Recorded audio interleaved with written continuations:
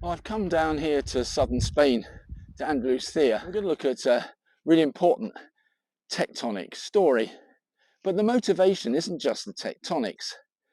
That solar farm and other pieces of energy transition infrastructure are driving a whole new look at classic metal provinces.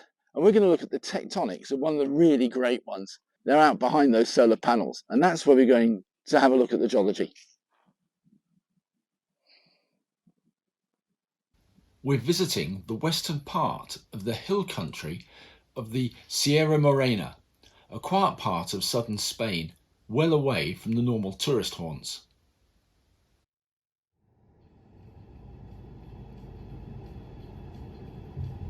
But it's not just rolling hills. Industry lies at the heart of this landscape.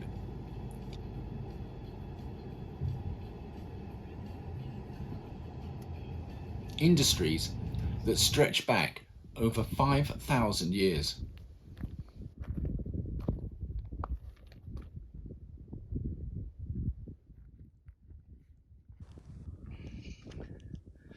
So this isn't one of my usual scenic films necessarily. I've come to a place called Rio Tinto.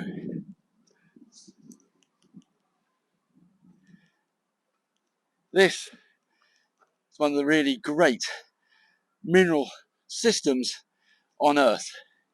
It's the Iberian Pyrite belt. We're going to explore the mineralization together and the tectonics that underpin it. Geologically, we're going back over 300 million years ago to the Variscan orogeny and what preceded it. So here's Variscan Europe, specifically its outer rim, the orogenic foreland of Avalonia, this brown strip. And we're down here in the south. Interestingly, it's the same zone as another historically great metal province, Cornwall. But let's zoom into Iberia and head south. We're not interested in the Betics, a young orogenic belt, and its foreland basin. We're after the Variscan. These are the local names for some of its units: an orogenic interior, the Ossa Morena zone, and the less metamorphosed orogenic edge, the South Portuguese zone, separated by a tectonic suture in red. We're going to look at the Iberian Pyrite belt. And these have been the main mining districts, including the enormous Cerro Colorado, the major active pit in the region, producing copper and silver, of course valued since ancient times and increasingly important in an increasingly electronic world. Well, you can certainly tell you're in the mining districts up here. All this alteration, some of it's superficial, but some of it tells of hydrothermal activity associated with the ore bodies here.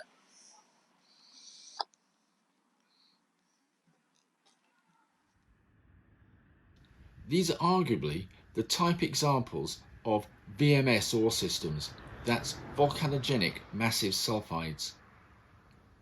Hence all this sulphurous yellow, characteristic of weathered pyrite.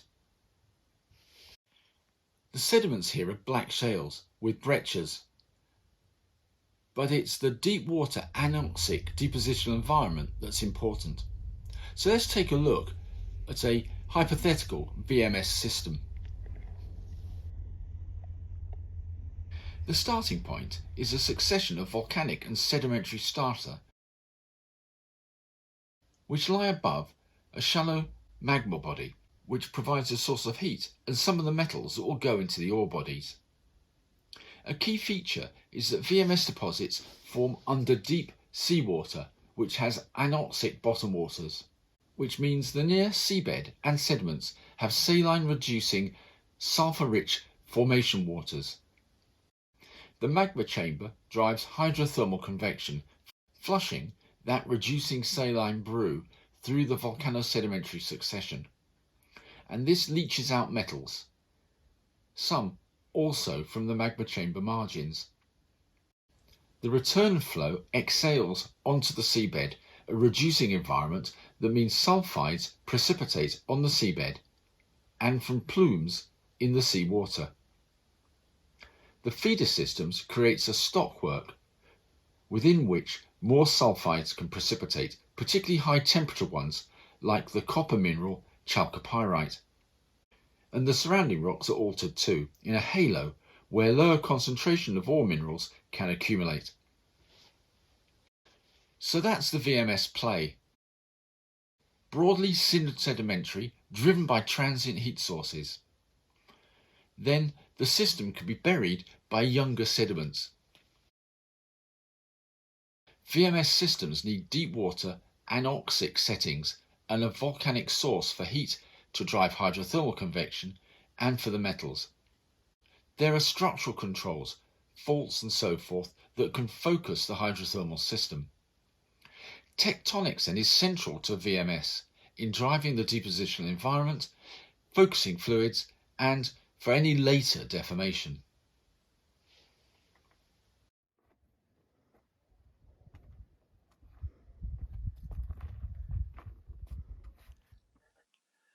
So although there are just a few working pits in the Pyrite belt at the moment, the area is full of old ones.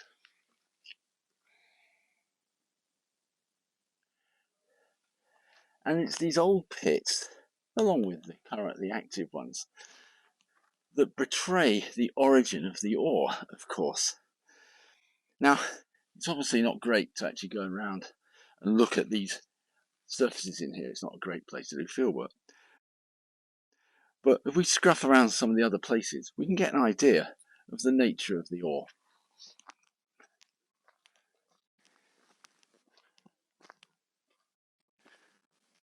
If we look around the floor of the quarry in here, we can find blocks like this. So really nice layering in this, isn't there? Let's take a closer look. So I can see these dark, sparkly layers of sulfides, pyrite, and these more hematite-rich layers in here, layer upon layer of mineralization in here, and cross-cut by later quartz veins.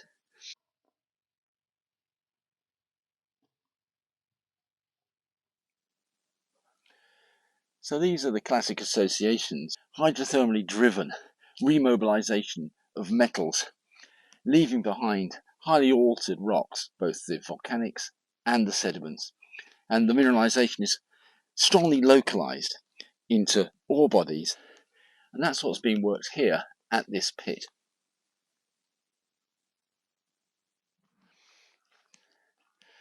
Well, we can't actually access the mine faces anymore. We can at least use some of the debris that's been pulled out of the ground. See if we can find evidence for some of the hydrothermal alteration that's characteristic of VMS deposits. Aha! What's this?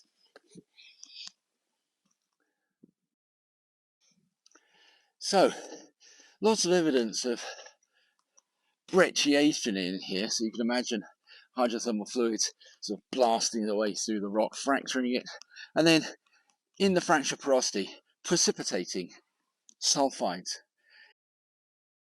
Well, this seems to be mostly just pyrite, which isn't economically very interesting, which is presumably why the miners have just dumped it around the outside of the mine. They've not gone through the cycles of mineral processing here. Okay, let's see what else we've got in the neighbourhood.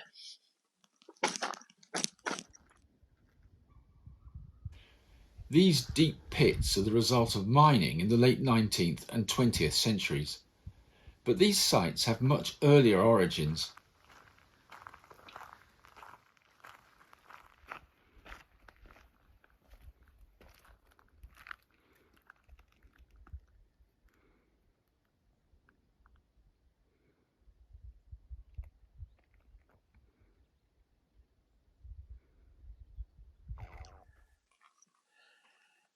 So it's a fantastic interface there between those red rocks on top from the pristine, or more pristine white material underneath.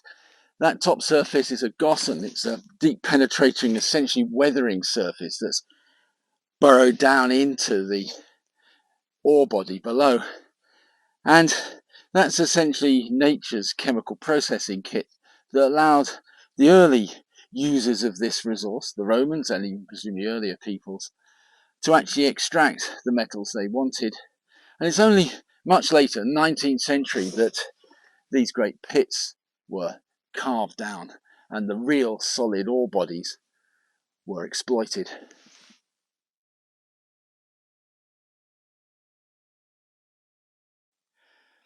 Of course, it's quite difficult getting onto these old pit faces, but you can get an idea what's going on from the residue dumped around these mine sites.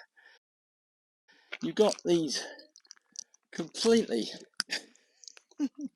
crumbly, altered, these are the country rocks. It's really hard to see whether these started life as sedimentary or volcanic.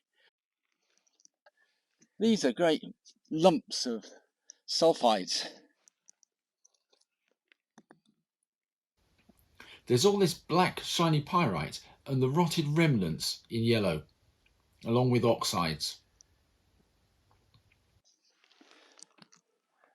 All classic stuff.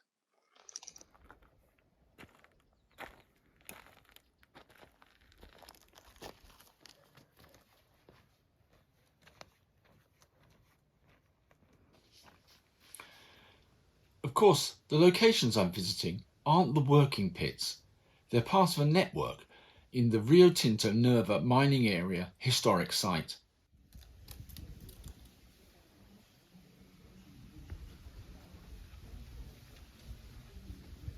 And the centrepiece is the mining museum in Rio Tinto town.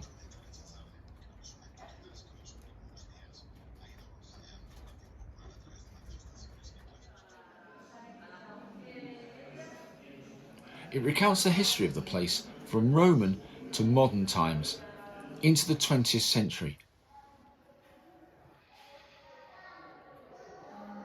when Rio Tinto was the world's largest producer of copper. And of course, a great selection of ore minerals.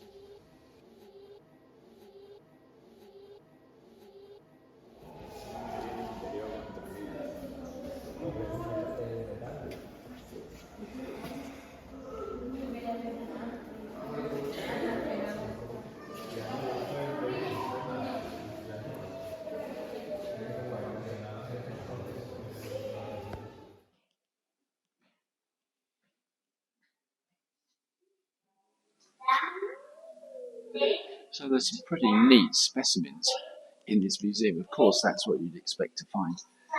And the geological map and cross-section of the Rio Tinto area that shows the deformation that's affected these VMS deposits.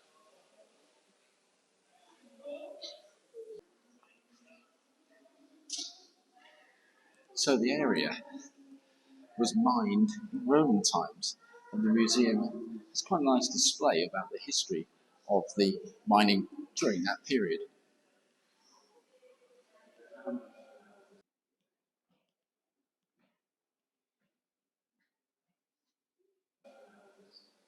So they really only mined the gossan, allowing nature to concentrate the copper ore.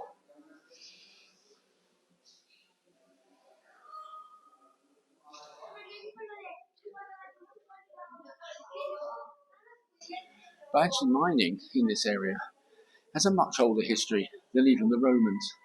And this little area here goes through the Copper and Bronze Age exploitation of the resource here at Rio Tinto. So that's 5,000 years of mining around Rio Tinto.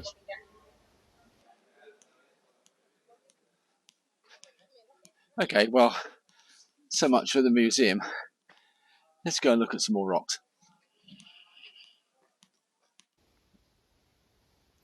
We can look at the rock sequences that host the VMS ores.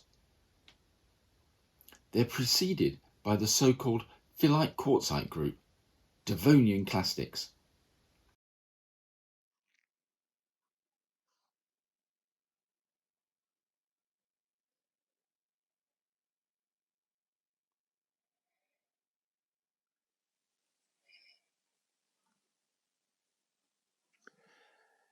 So these are interbedded sandstones and pyrites. The pyrites pick up this quite nice cleavage, don't they?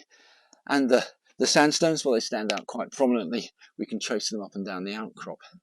So a package of rather low-grade sedimentary rocks.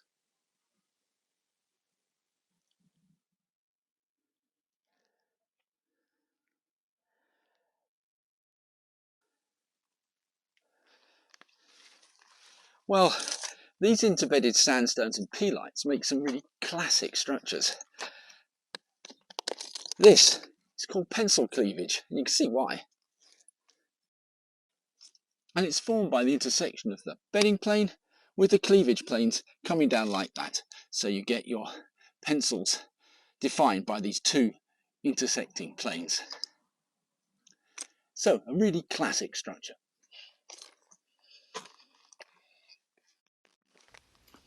The phyllite quartzite group are overlain by the volcanic sedimentary complex.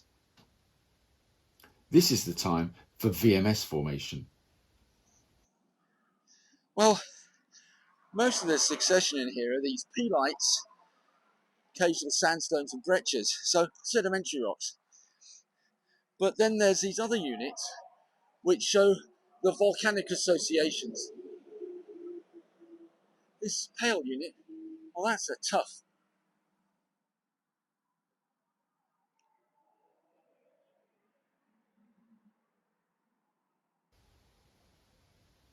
As we've seen, these units host the ores and are capped by a group of rocks called the calm, a term inherited from southwest England, perhaps reflecting the heritage of the miners who developed the Rio Tinto area in the late 19th century. Well, there's no sign of any mineralisation in this lot. It's a set of pyrites, fine sandstones coming through. A nice layered sequence, nice cleavage as ever. So this package of rocks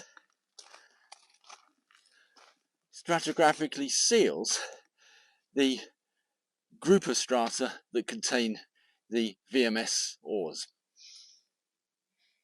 We can interpret the rock sequence tectonically, identifying the substance of the basins, leaving the basin floor under deep water before it came swamped by turbidites.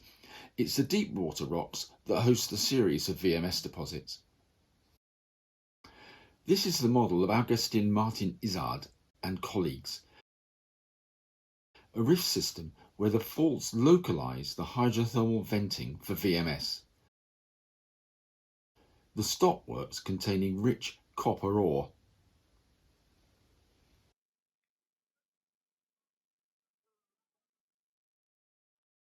Then the system closes off to be buried by younger, unmineralised sediment, the calm. So that's how the ore is formed very early in the geological history, but we're in the Variscan origin. So the distribution of these ore bodies isn't just about the VMS mineralising system, it's also about the tectonics. So let's consider the deformation story here that postdates the VMS mineralisation.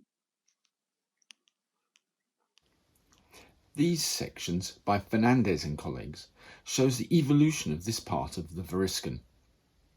The South Portuguese zone on the left with the Pyrite belt separated from the advancing Variscan origin in green on the right, separated by a small ocean basin. Collision crumples all this up. The suture decorated by ophiolites from the former ocean floor. We can examine these units around the suture for comparison, starting with those green-coloured terrains, the Ossa Morena zone.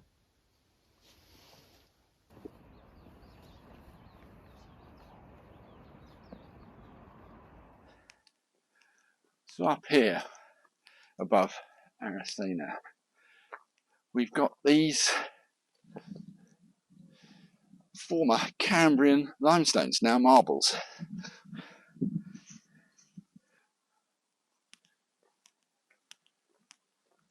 These look like they're better outcrops.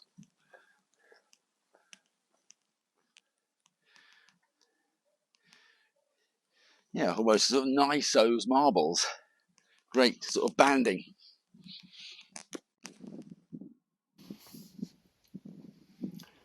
Some rather nice boudinaged calc-silicate layers pulled out by the deformation. So what are the peak metamorphic conditions for this sequence of rocks through here? These marbles are part of a zone of high temperature, relatively low pressure metamorphic rocks. Regionally, they record peak temperatures around 850 to 1000 degrees Celsius and pressures of around 4 to 6 kilobars. These are pretty exceptional temperatures for the middle crust, all very different to the slaty rocks of the Pyrite belt. So these rocks in this unit to the north of the Iberian Pyrite belt, lots of high-grade metasedimentary rocks. And then there's another unit that just lies along the contact, like the suture, if you will, between this zone and the Pyrite belt. So let's go over and have a look at that unit. So here's the suture, and we can visit the rocks that decorate it to define the deformation kinematics. The suture zone rocks interpreted to be derived from the seabed that lay north of the Pyrite belt. They're called the Bayer Asabuches metabasites.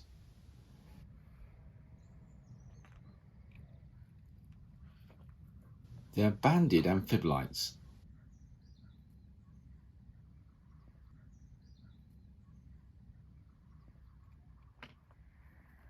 And this is the best set of outcrops of this unit in Iberia.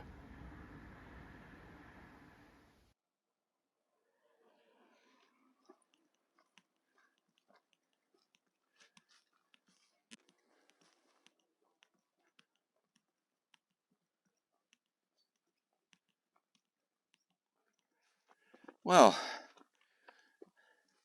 lots of rather rusty looking amphibolites. Quite a lot of folds in these outcrops here.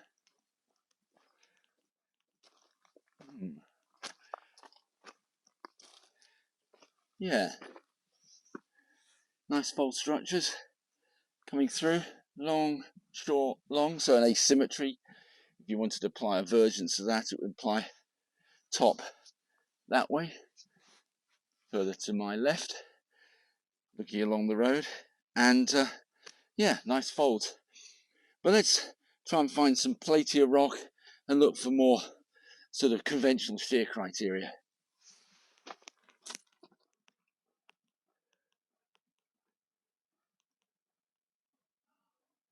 Well, this is looking a bit plateau, isn't it? Let's have a look at this.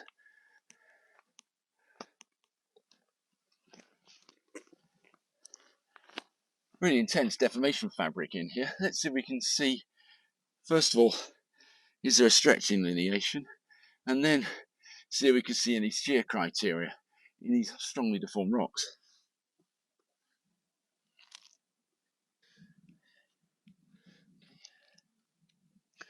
Well, there's a lineation going down like this. So if we look this way, let's see if we can see any shear criteria. Conveniently, that's pretty much the outcrop. Yeah. Well, there are not many. Most of this is just pretty much looks like a flattening fabric, really. But if you look around, there are some hints of asymmetry.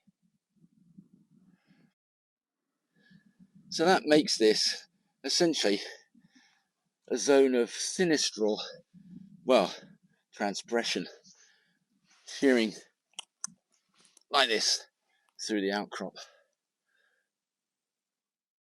So the suture zone and the amphibolites along it show left lateral transpressional kinematics. Okay, well, so much for the geology here. We can't leave these outcrops without looking again at the really good banded section in here, because unfortunately it's quite damaged. There's a lot of drill core for sampling of the layering, and there's even painting on the outcrop to show where samples have been taken. It's really unnecessary. Of course, you can actually pick material off from the low parts of the outcrop or sample the shattered bits down in here. You could put post-it notes on the outcrop to show where the samples come from and then take them off the outcrop. So there's really no need for this kind of invasive, prominent rock sampling in here, and there's certainly no need for these painting marks. Bit of a shame really, as these are meant to be the best outcrops of this unit anywhere in Iberia.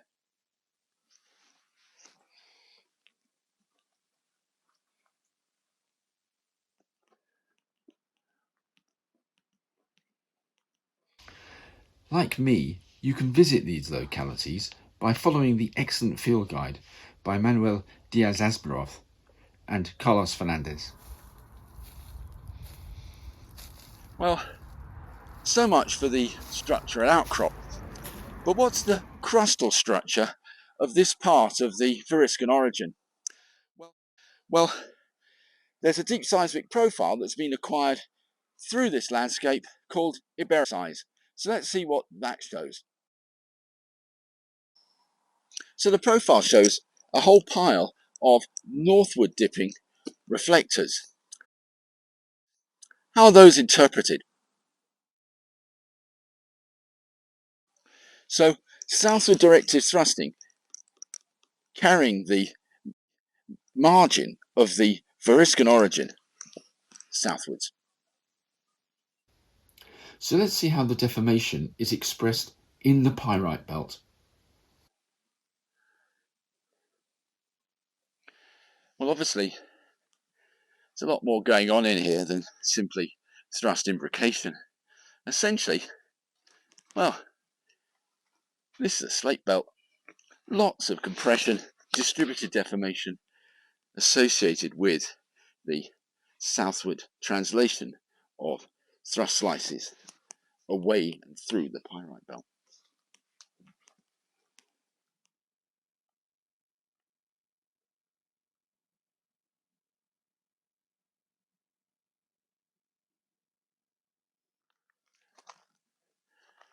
So these fine sandstones and pyrites, well, it's some pretty spectacular deformation, isn't it? A really tight syncline up there, or synform, tight antiform here, which has been thrust through. So lots of compressional deformation here, pretty upright structures, isn't there? Let's crumple this whole package together. Intense Variscan deformation.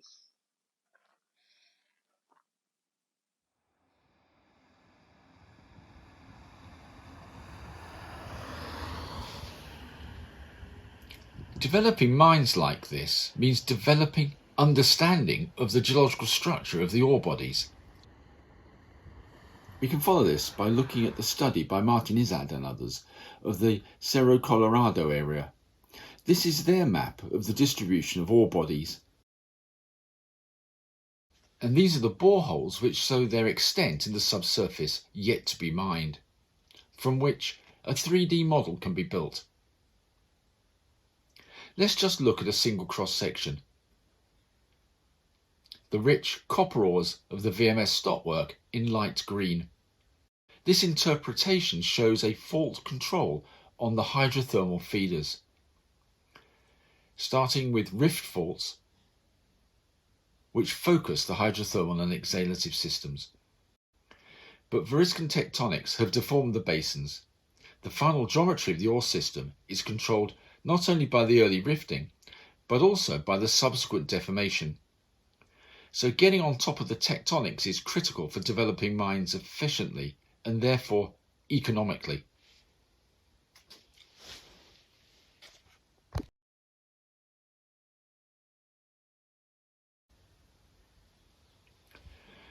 But we can't leave the area without looking at the environmental impacts of mining and mineral processing.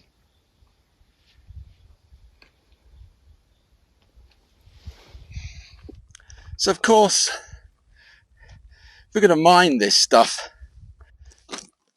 generate an awful lot of waste, new soils on top of the bedrock.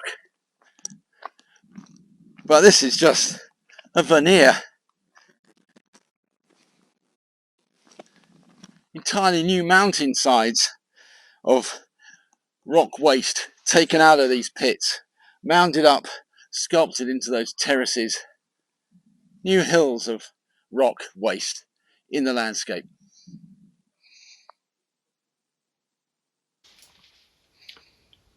But it's not just the physical detritus, there's a chemical story too.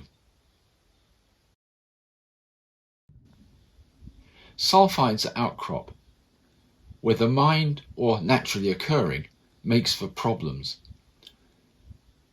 Oxidize and add water and you've got sulfuric acid, acids that can carry trace metals into the environment.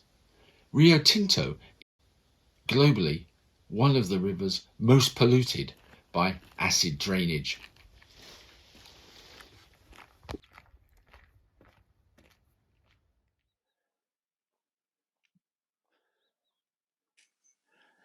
So you can see why it's called Rio Tinto. Really dramatic colours, and they betray a really acid river system. For much of its length, it has a pH of less than 2.5.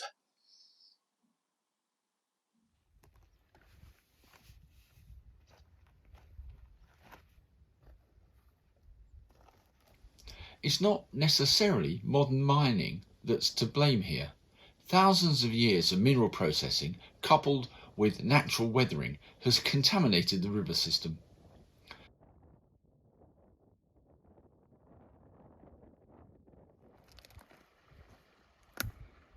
These waters are now conserved as prime habitats of so-called extremophiles, microbes that live on the limits.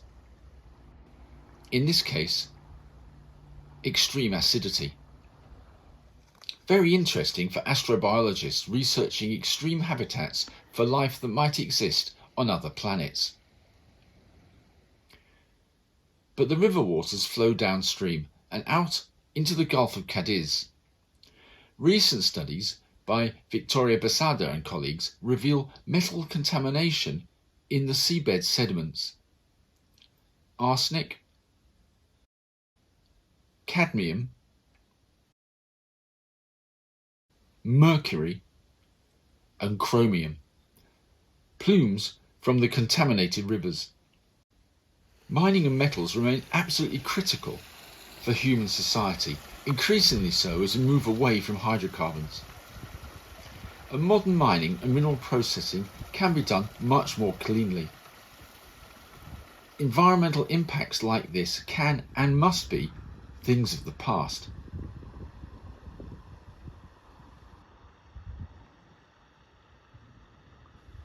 But mine remediation can raise other problems.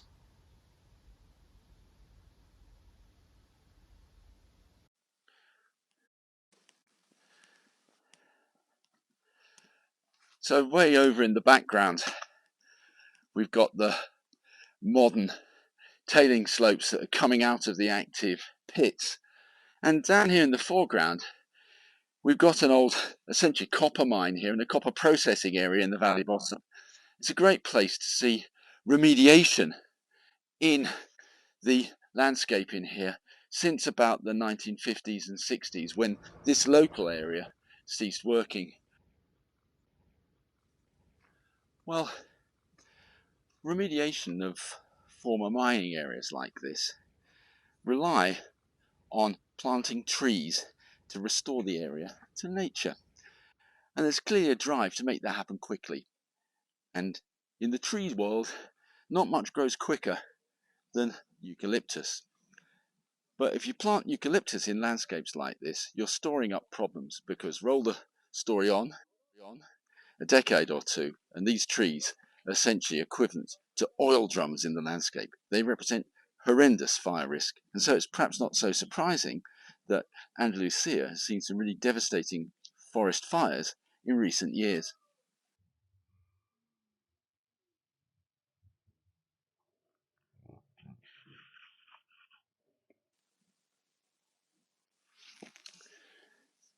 So that concludes our little look at the Iberian Pyrite belt, or at least this part of it around Rio Tinto. We've seen the story that involves mineralization on the seabed, the VMS deposit, and the subsequent incorporation of those deposits into the Variscan origin as the crust has been stacked up. But this has been more than just a geological story. It's also a story of environmental impacts of human activity exploiting these ore bodies. Impacts that have surprising effects not only on drainage systems, but even on the propensity for wildfires. It's a great place to look at these interactions between geology and society.